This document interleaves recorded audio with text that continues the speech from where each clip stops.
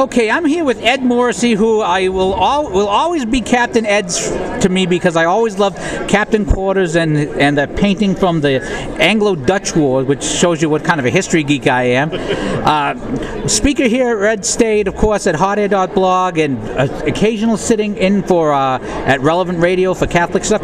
Ed, what do you think of the conference so far? Good energy. I think we've had some lively panel discussions. You and I were just talking with Larry O'Connor about the lively panel discussion that he had this morning. We're going to have some more lively discussions this afternoon. It's too bad that Greg Abbott couldn't make it. We were hoping that the governor could make it, but his health is still not completely up to par after his accident. So we're praying for his quick recovery and wish him the best. But we've had some great speakers here. We had Corey Gardner on stage. We had Hugh Hewitt on stage. He even mentioned me a couple of times, but he mentioned Cleveland and the Browns much more often. Well, some things are more important than others in the end. Some things are more important than other things. But yeah, it's been a great conference. I think Glenn Beck's speech yesterday was terrific.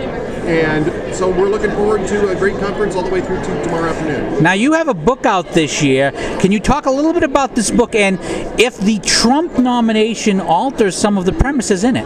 Well, the book is Going Red, the 2 million voters who will elect the next president and how conservatives can win them. And I think the question isn't so much whether Trump changes the parameters of the book as much as it is a measuring guide to how well Trump campaigns and can make inroads in those communities. You know, we're not going to really know that until election day. Right now, though, they're not doing the types of ground game operations that you need to make the emotional connections with voters to get them to come out. Now, Trump supporters are arguing that it's not necessary with him because he is provocative enough and he is compelling enough that there's going to be this sort of silent majority, in the words of Monica Crowley, who wrote about this in the Washington Times the other day, that will turn out and elect Donald Trump president. If so, it would be the first time it ever happened. So we'll just have to see. I'm going to make a huge pivot here, and I want to talk a little bit about the Pope. I have not seen, only slightly less controversial to people of a particular group, the GOP, being Donald Trump, has been Pope Francis with Catholics. I hear Catholics who insist that he's the greatest thing since sliced bread. I hear other Catholics who say he's a horrible Catholic.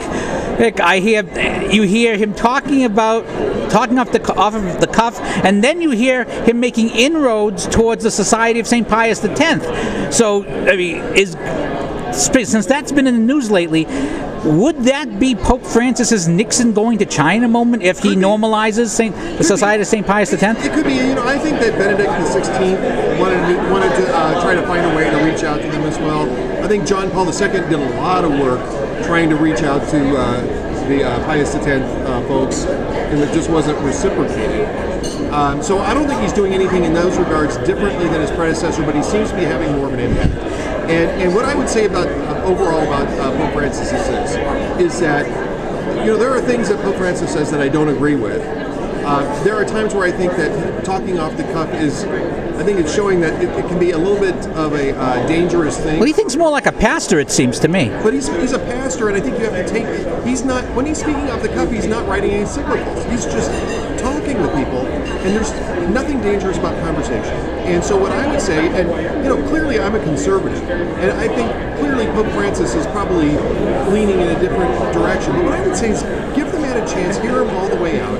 I think Pope Francis is going to be a tremendous boost for the Catholic Church, and I think that we have to rely at least somewhat on the Holy Spirit, which of course guides the Catholic Church, and will never forsake. Yeah, see, that's something that's always irritated me about this argument. When we had Benedict and when we had John Paul, we had many of my fellow conservative Catholics, and I'm a very conservative Catholic, saying, this is the Pope, we have to show respect, we have to show deference. And either the Holy Spirit works in the church or he doesn't. So if we're going to trust the Holy Spirit with those popes, we've got to trust the Holy Spirit in this one. I absolutely agree with this, and I think to a certain extent, and I'm no different, I'm not holding myself up to be an example of somebody who doesn't do this, so I'm going to make sure we frame it in that context.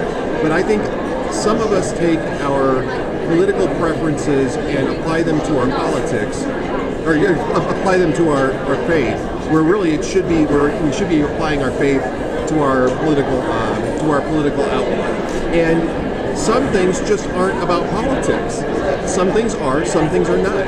And again, I think if we allow ourselves to experience the full breadth of the Francis papacy, we will understand, at least in some part, what the Holy Spirit had in mind and when he became Pope. And for those who do not know, and hopefully very few of my readers don't know, where can people find your work? Hotair.com. Hotair.com. Ed Morrissey, thank you so much for your time. Thank you, sir.